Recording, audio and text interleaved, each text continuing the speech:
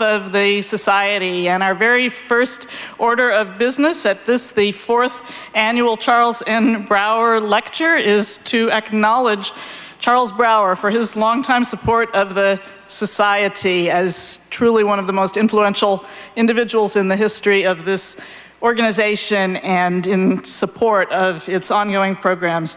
In honor of his extraordinary support of the Society, there's a special presentation we would like to make, and I would like to invite Charles to come up to the podium, along with Abby Cohen-Smutny, Stefan Schill, and Epanitonas Triantafilo. And they will explain what they're about to do.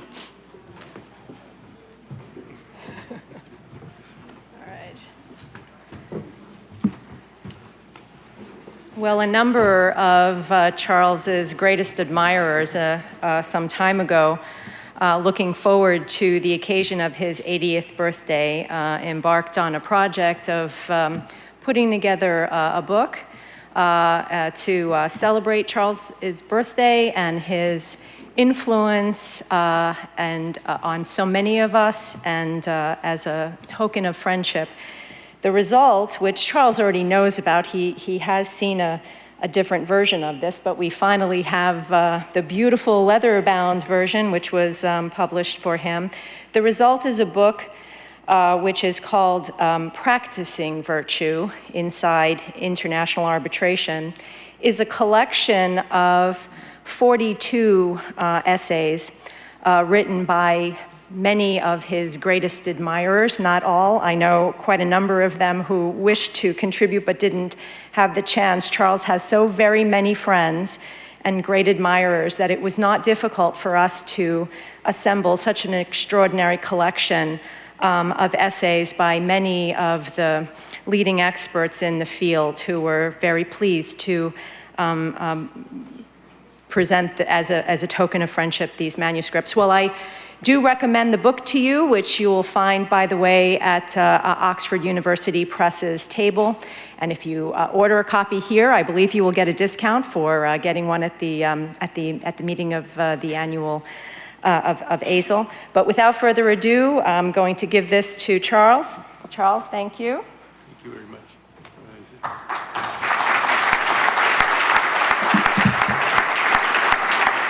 Thank you. I was not prepared for this presentation today, and I will vacate the podium almost instantly. The Nontas Triantafilo, in addition to Abby Cohen-Smutny and Stefan Schill, they being former law clerks of mine. Abby worked with me ever since she came to the firm up until the time I left, and for a little time thereafter. David Karen is one of the 4 co-editors and could not be here today. But he was very careful to say to me at some point, this is not a Liber Amicorum. It is not a Festschrift. You won't find my name anywhere except a page following a portrait of me, I think, which is a preface and just says this was put together in honor of my 80th birthday. Last summer. They were determined to publish a real book, although it was done, obviously for the reasons indicated. And I've said then, I say again, I couldn't possibly be more honored than with the concept, publication, and presentation of this book. And I don't get any royalties from it, okay? But for my friend's sake, please buy one. Thank you.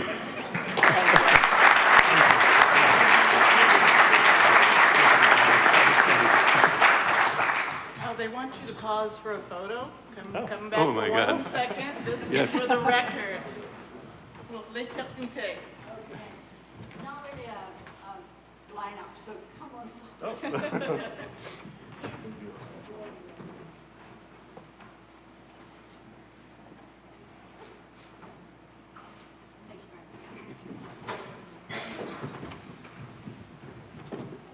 Oh, you're staying, right, yeah, okay. For a moment.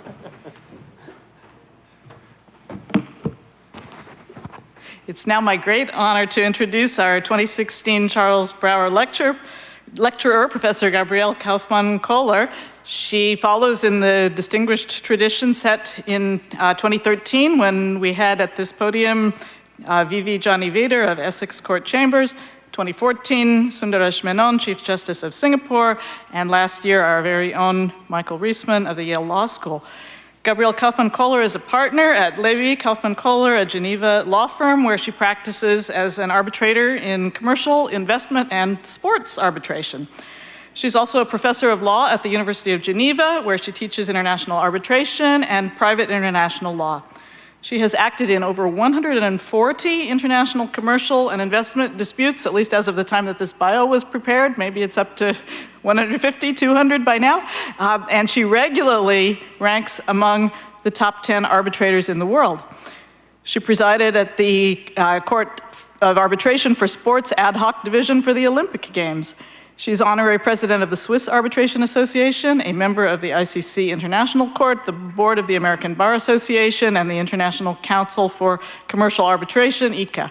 She's authored and edited many books and articles in the field of dispute settlement and heads several research projects financed by the Swiss National Research Fund in this area, focusing her research on the evolution of transnational arbitration in all parts of the world and on improving the efficiency of dispute resolution. She holds a summa cum laude PhD from the University of Basel, a JD from the University of Geneva, and is admitted to the bars of Geneva and New York. Now, Professor Kaufmann-Kohler has many admirers, and one of her greatest admirers wrote that it is imperative for me to note the following: that the Global Arbitration Review on the 14th of January of this year published an analytical study which concluded that Professor Kaufmann-Kohler is the most influential arbitrator in investment treaty arbitrations in the world.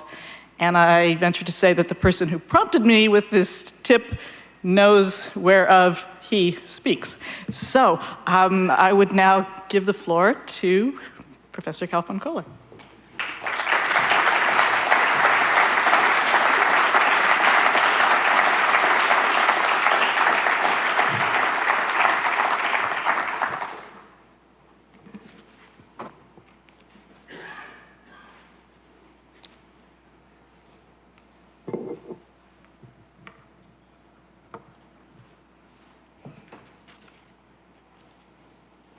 Lori, thank you so much for this kind introduction. Let me I'm just getting organized and make sure that I see my papers. It is a distinguished privilege for me to give this fourth lecture in honor of Judge Brower. It is also a pleasure to be back in Washington in the spring and to see so many familiar, friendly faces in the audience. The organizers have asked me to speak about investment arbitration, and so I thought in these times of changes, this may be a good opportunity to reflect on the nature and the reasons for the changes.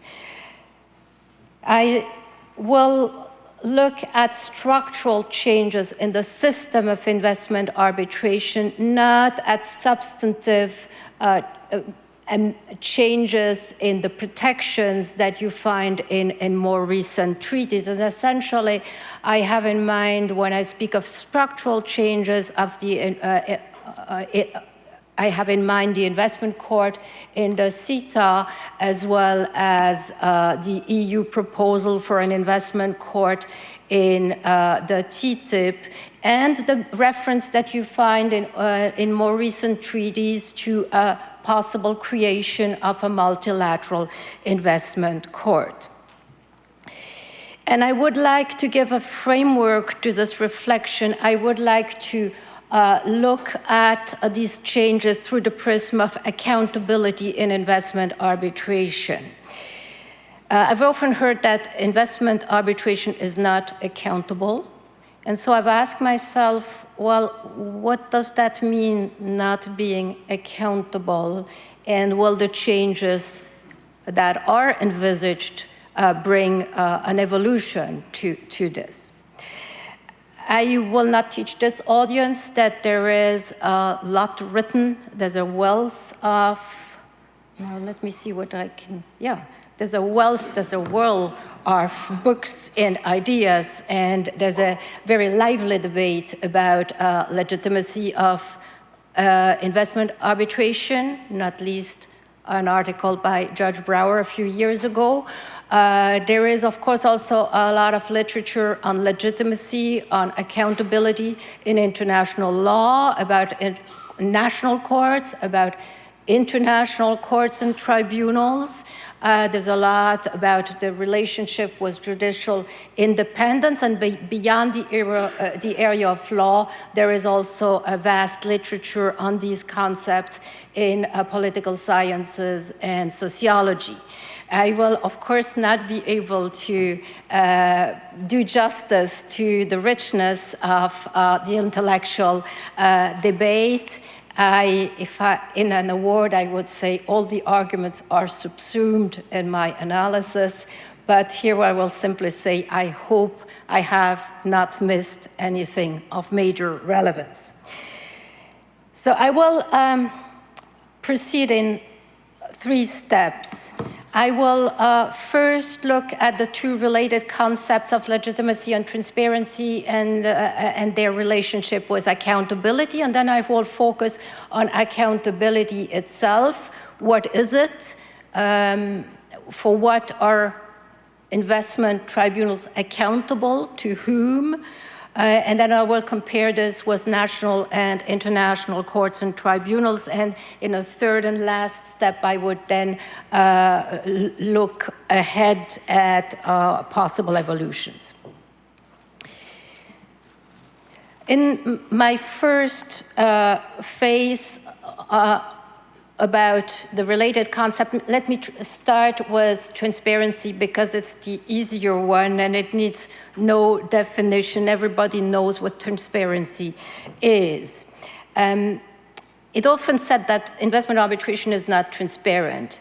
I think that today we have all the instruments to achieve transparency, was the UNCITRAL transparency rules, was the Mauritius Convention. The only thing that remains to be done is to put this into practice, to implement the transparency regime. That implies that states do ratify the Mauritius Convention. It implies that disputing parties opt into a transparency regime, but I would submit that today we can say this transparency is a past problem without, of course, underestimating the efforts that need to be done to put it in practice.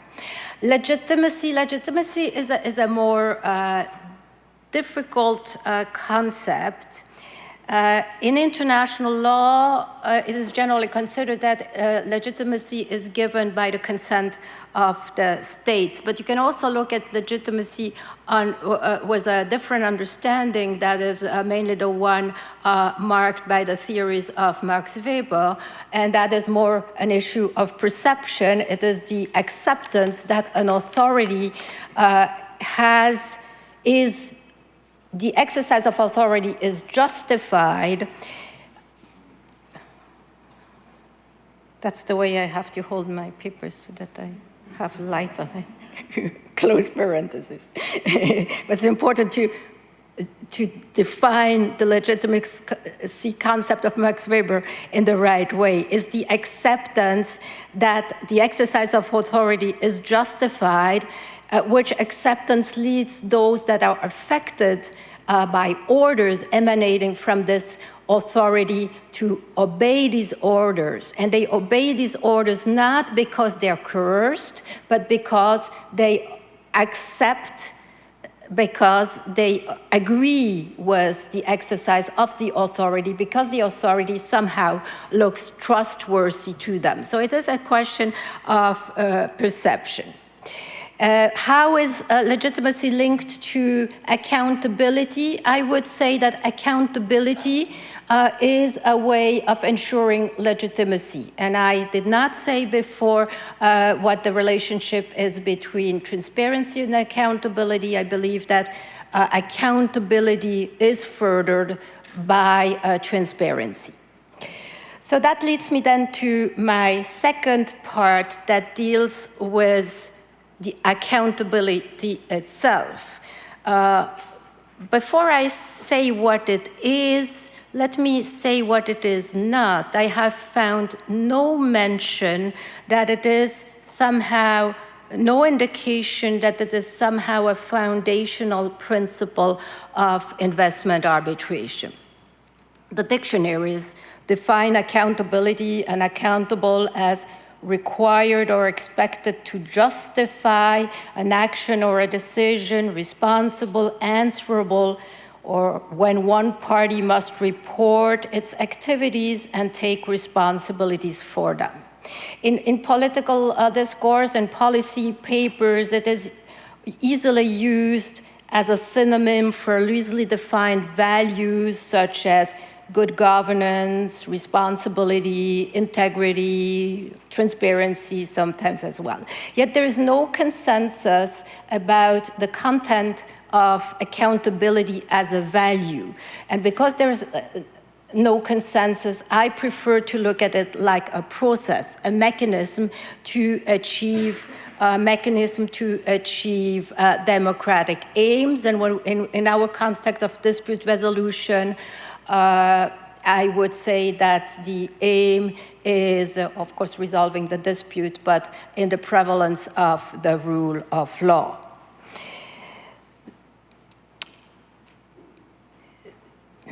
So if we now think about the definition of accountability as a process, it implies, it's easy to define, it implies that someone reports or is responsible to someone else for something.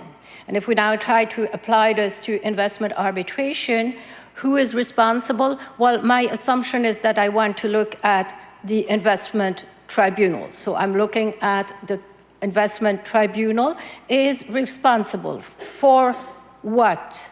Well, I think nobody would object if I make a comparison with judges. Judges are accountable for applying the law fairly and impartially, or if you prefer, they are accountable for independence, integrity, and competence. And then the third part of the definition is to someone. So to whom are investment tribunals responsible? To whom do they report, or otherwise, or in other words, who controls them? Well, the contracting states, or the disputing parties, or the populations that may be affected by the decision.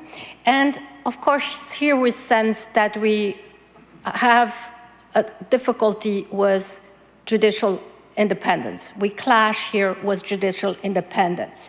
And we, of course, know that judicial independence is the bedrock of the rule of law. So there is a very delicate balance between accountability and judicial independence. And national legal systems, frameworks for international adjudicatory body strike this balance in more or less felicitous terms. Scholars tell us that there are three main pressure points between accountability and judicial independence.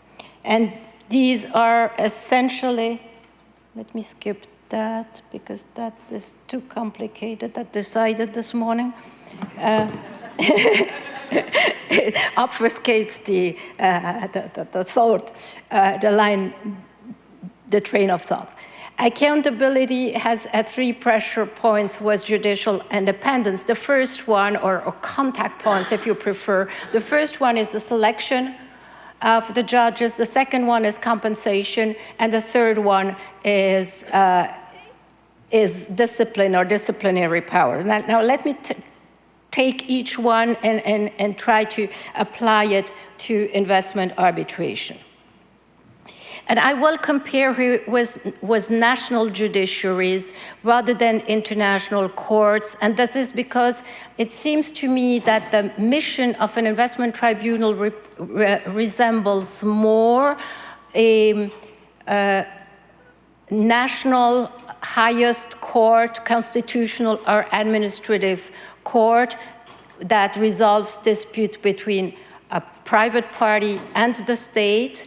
It resembles that more than international courts that resolve disputes between two sovereigns. Of course, there are international courts who will tell me that also resolve disputes involving private parties, but the main ones deal with this interstate disputes. Of course, that does not, if I look at national judiciaries now, it does not mean that we cannot later compare also with international courts and cannot look from them, but they seem less topical here. So accountability in democracies is generally secured by elections. That's the first point on the selection. You know this well in this country these times. But comparative law shows us that judges are rarely elected directly because it is being done in some places. It was done in this country decades ago, but then it was felt that the nature of judicial office is not compatible with elections and especially with an electoral campaign. So judges are nominated either by the executive power or by the legislative power or by a combination of both very often.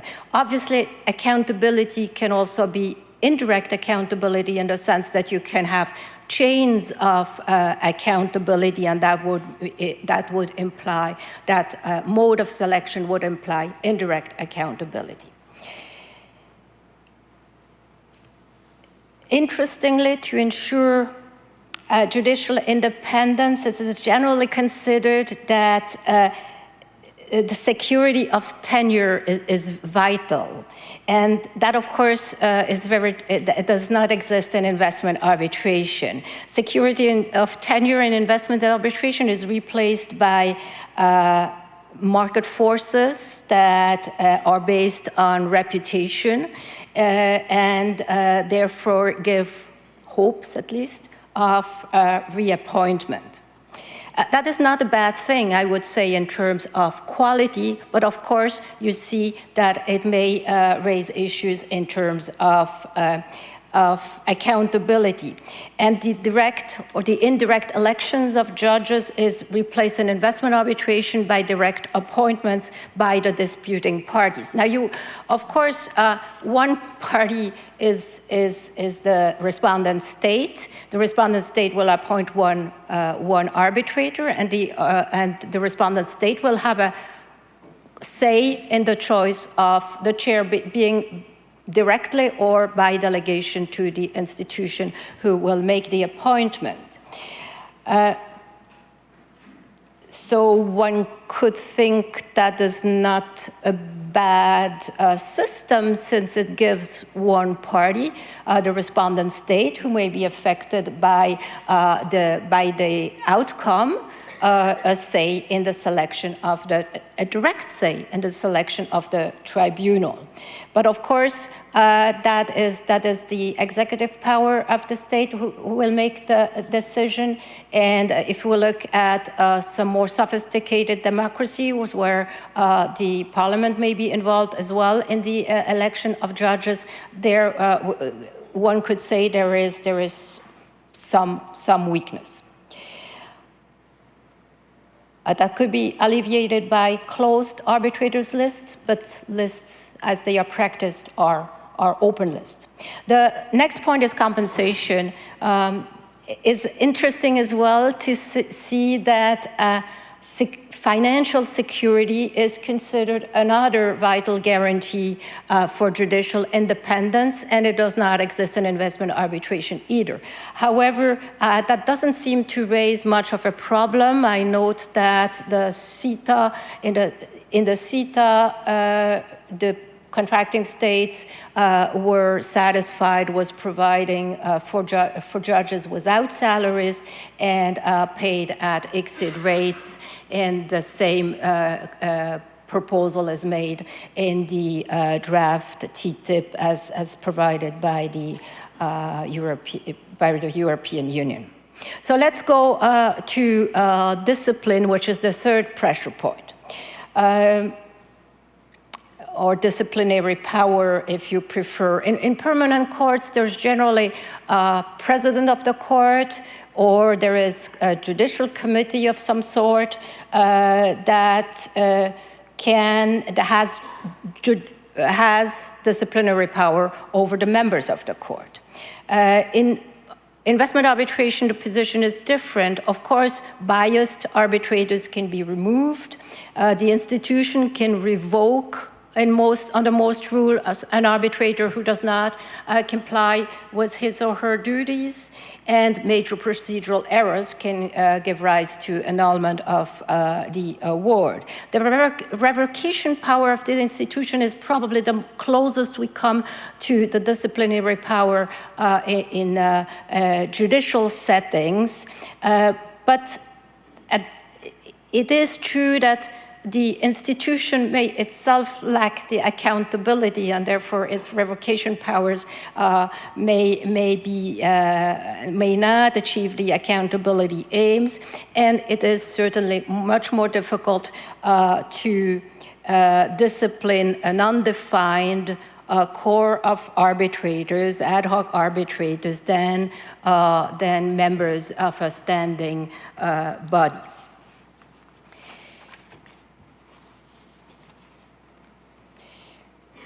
There are laudable efforts in recent treaties to integrate codes of conduct, and that is probably a response to this type of issues. But at the same time, it seems to me that we don't really need, it's not an issue of rules. We don't need the rules. What is needed is someone to enforce the rules.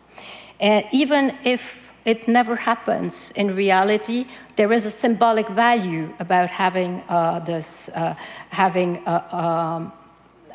an organ that can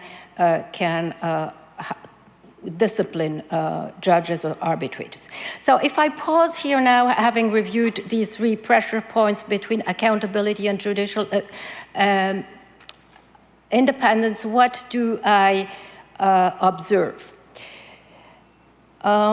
Some issues of accountability in respect of selection and disciplinary powers of the investment tribunals, but nothing so troublesome that it would require radical changes as we see them presently. And so, having reached this stage of the analysis, I thought I need to look somewhere else.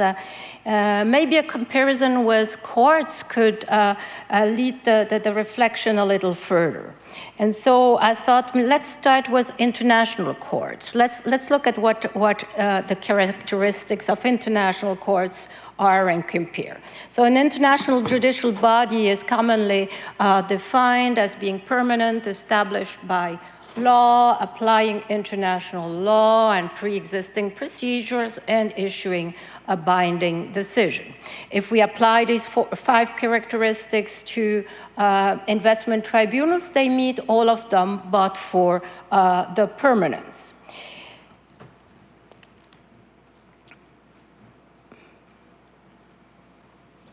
So you will tell me there's just one missing, right? It's not that much of a problem, but permanence implies institutionalization beyond the administrative powers that the arbitral institution has.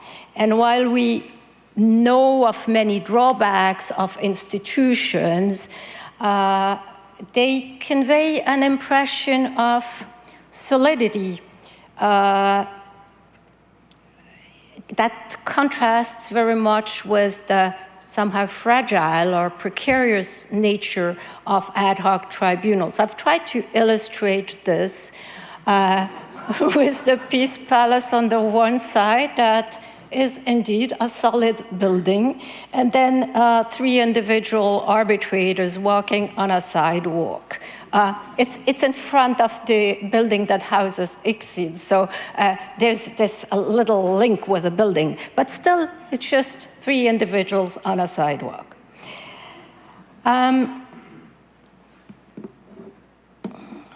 So that is one difference, is the permanence and the institutionalization that struck me was when making the analogy was courts. But there's another difference that struck me actually even more, and that is the number of decision makers. 3 in investment arbitration. ICSID provides that there must be an uneven number, so it doesn't say 3 if the parties agree, and if they do not agree, then 3 is the default rule. The history of the ICSID Convention shows actually no discussion of the appropriate number. It sets several arbitrators in the initial drafts, and that was then changed to an uneven number, but no other discussion of the number. UNCITRAL 2010 rules do not specify the number in case of agreement, but also fall back on 3 in case of default. So essentially the practice is 3, rarely a sole arbitrator.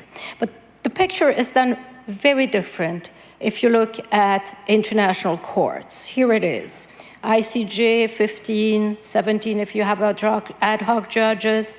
The European Court of Human Rights, 7 or 17, it all depends on the type of cases where composition may change.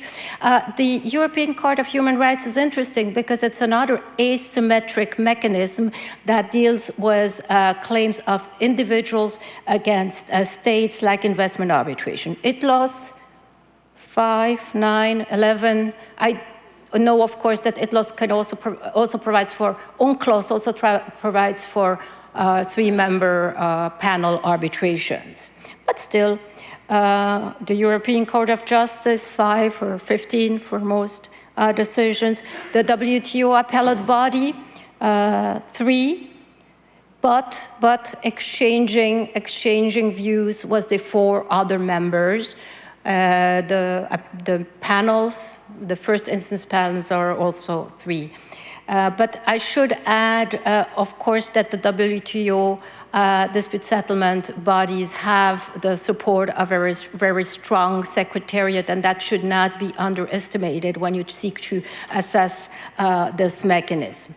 The Iran-US Claims Tribunal, dear to Charles Brower, has 3, but 9 in case for important cases and when there is an issue of overruling a prior case.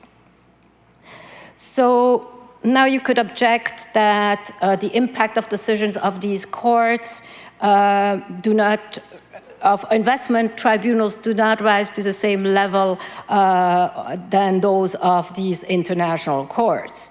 Well, it probably depends on the dispute. I mean, the media interest that was triggered by some recent dispute in investment arbitration, the debate that was sparked in the civil society, the reactions to some awards, all indicate that the impact of investment tribunals can be considerable.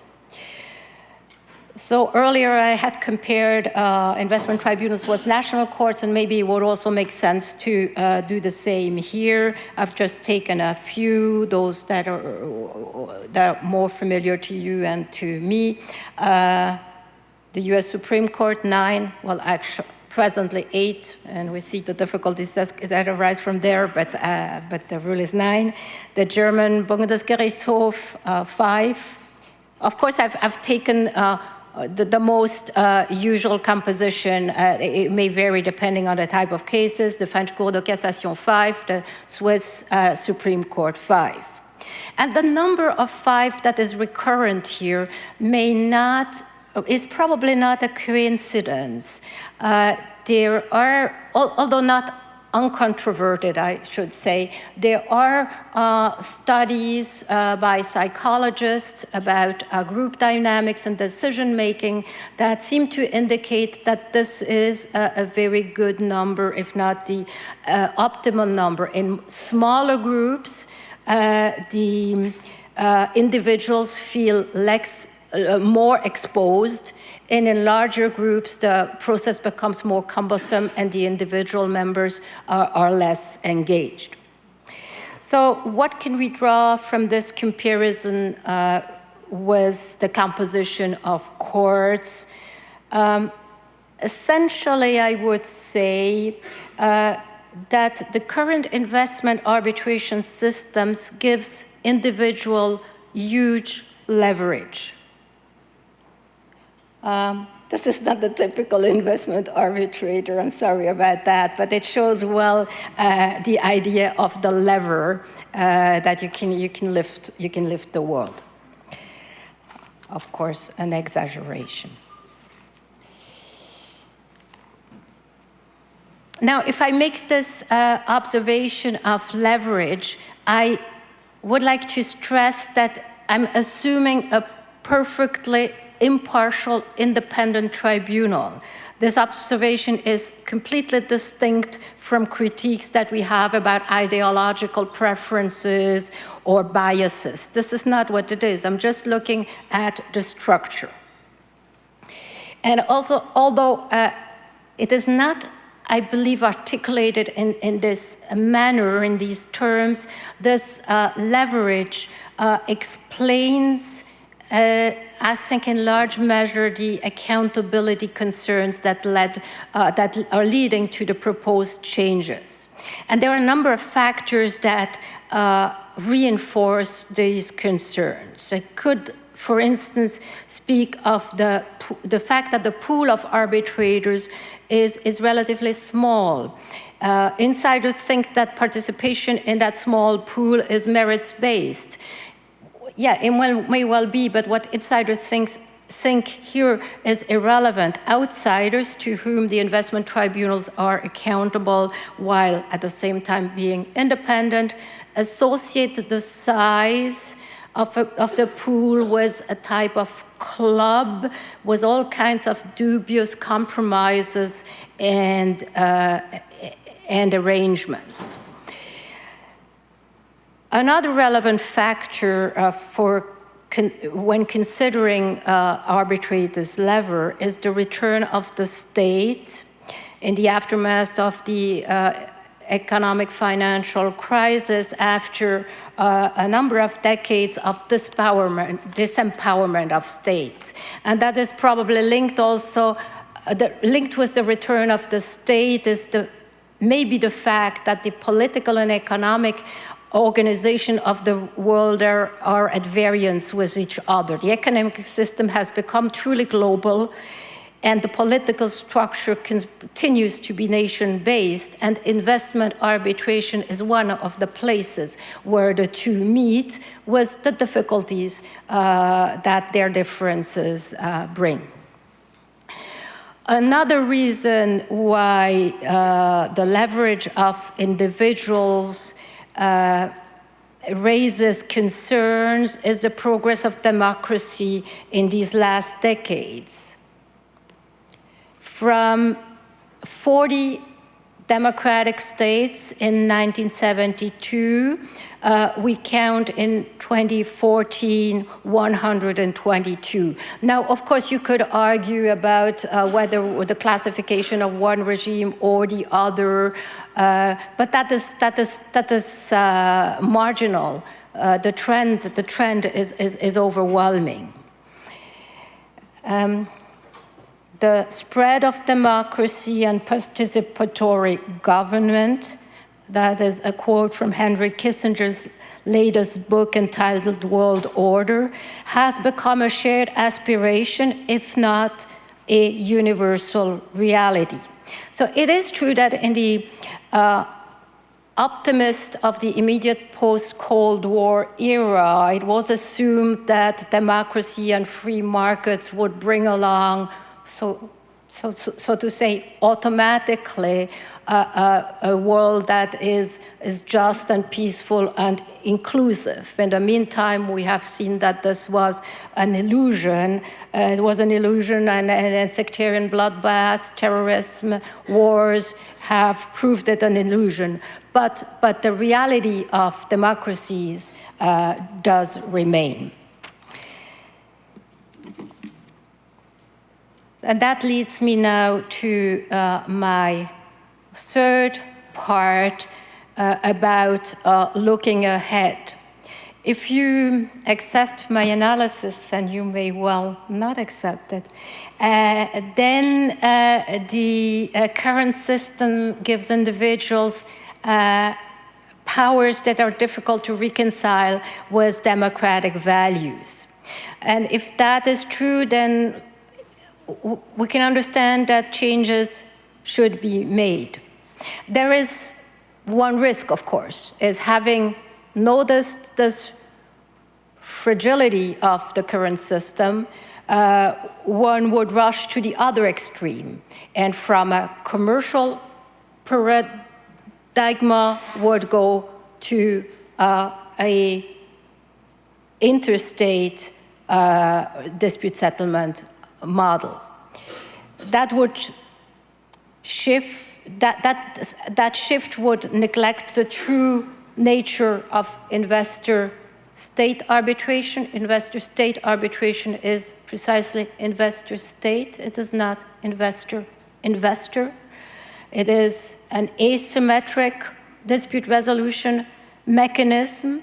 And at the same time, the shift will also sacrifice some of the main advantages of the current system. It is not because I have focused in this lecture on the democratic deficit in terms of accountability of investment arbitration that the system does not have advantages that it has proven over these last decades. And I would name only three, looking at the big picture. Neutrality in the sense of distance, or the depoliticization that was much praised when investment arbitration was introduced, and rightly so. That is a distance from politics, from state interests on the one hand, but also a distance from business interest equally. Another advantage is finality. I really believe in finality of arbitration. It's a beauty of arbitration, and I think we should not give it away so easily. And the third one is manageability, if I can say that in this way, that is due to the decentralized and ad hoc nature of proceedings. The system is, quote unquote, a light system compared to heavier, more bureaucratic, permanent bodies that require significant resources.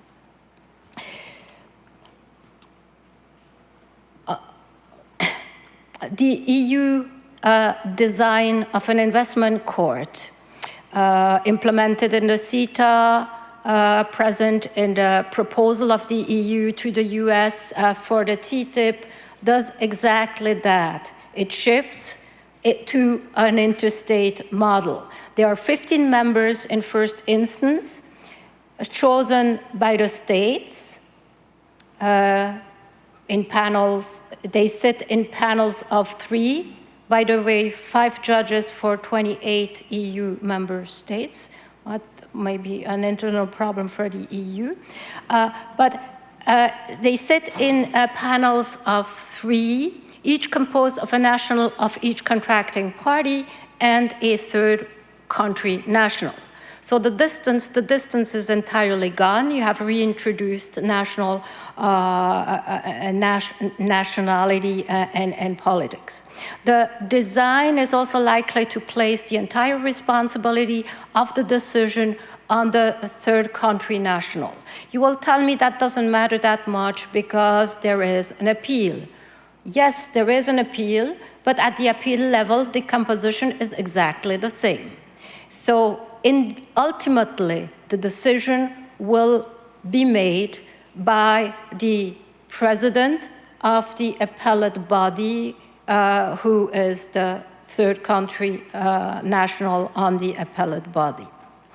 Well, admittedly, he or she will be part of a permanent institution, and that may look more acceptable in terms of accountability, but one can really ask what progress is made with this change. So at this juncture, I've asked myself whether it would not be possible to design a dispute settlement mechanism that does fix the present democratic deficiency and at the same time preserves the gains of the current system, a system that takes account of the asymmetric or hybrid nature of investment state dispute resolution, and that is neither shaped along commercial arbitration and not shaped on interstate dispute settlement, because it is neither the one nor the other. So how to do it? I certainly have no ready-made recipes, just a few very tentative, isolated avenues that stem from the foregoing analysis. It may be worthwhile exploring whether the number of decision makers, and I call them decision makers because they could be judges or they could be arbitrators. In the end, it doesn't really matter, but whether the number should not be increased, at least for certain important cases, to be defined, of course, to optimize the decision-making process and avoid the concentration of powers in individual hands. Equally, one could investigate the possibility of introducing a coordination or consultation mechanism between the decision makers or the presiding decision makers that is done that would ensure consistency in the jurisprudence, which of course is dear to my heart.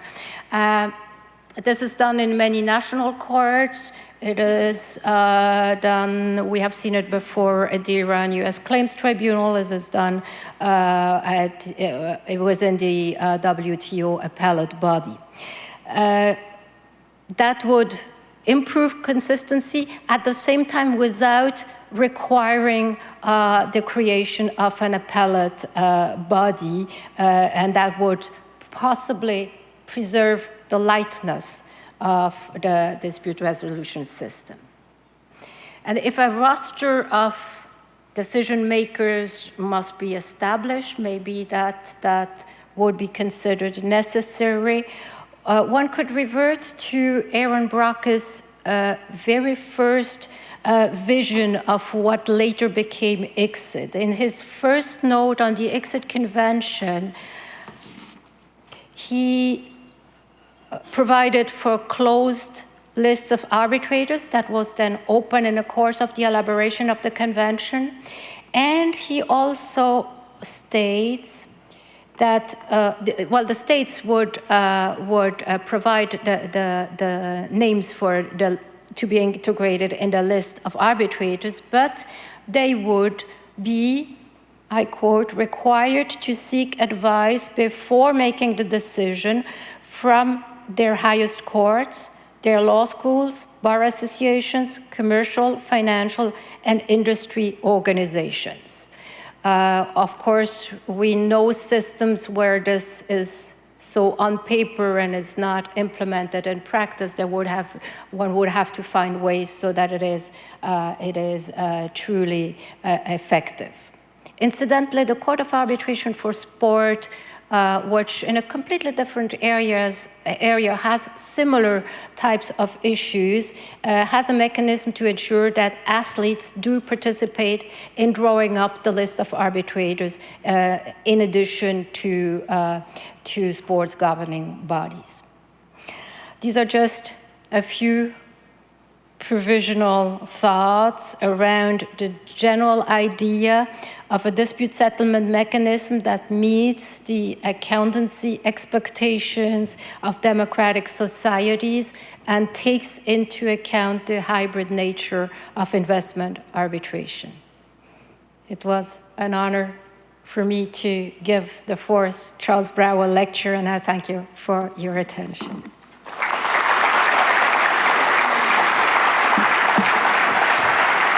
Questions. Yes, we have time for 2 minutes. We do have time for some questions, and Professor Kaufmann-Kohler has graciously agreed to accept some questions from the audience. So please, you can call on.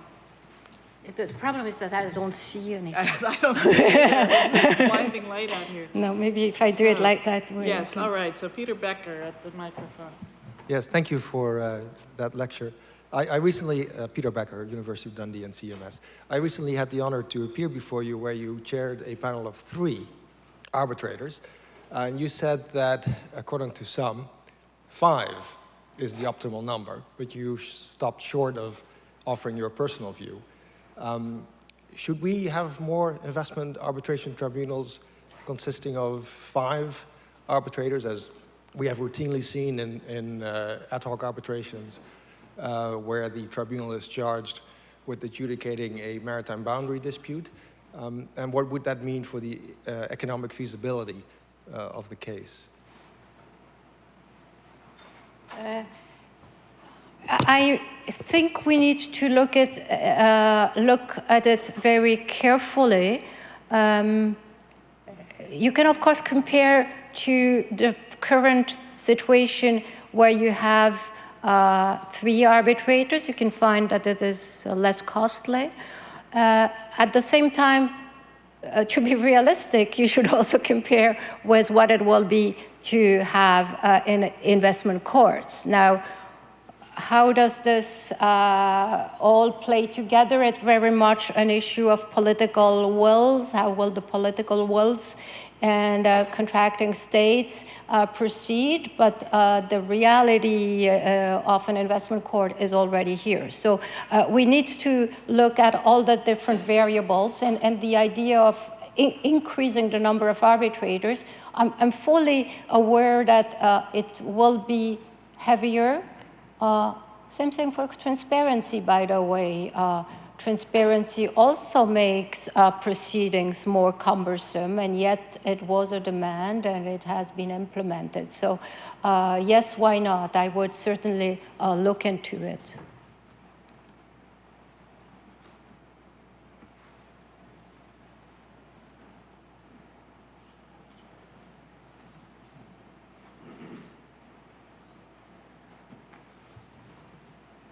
Thank you very much, Dan McGraw from Johns Hopkins.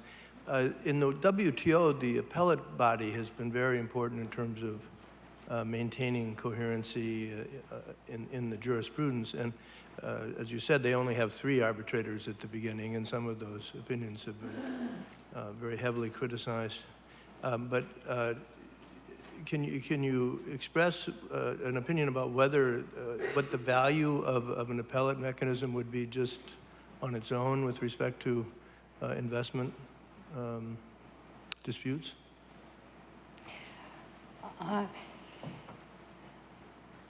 There are a number of considerations with respect to the appellate mechanism, of course, and there is a temptation always to compare with the WTO, but it is quite a different setting. It's an interstate setting applying almost the same treaty.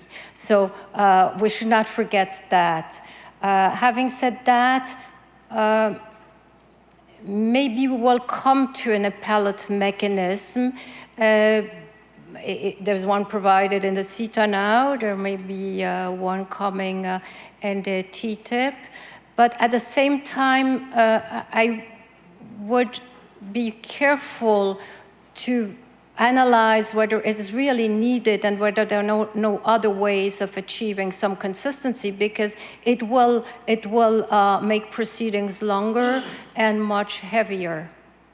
And that, of course, is something that we would rather like to avoid if we can. If we cannot, then that may be needed, yes.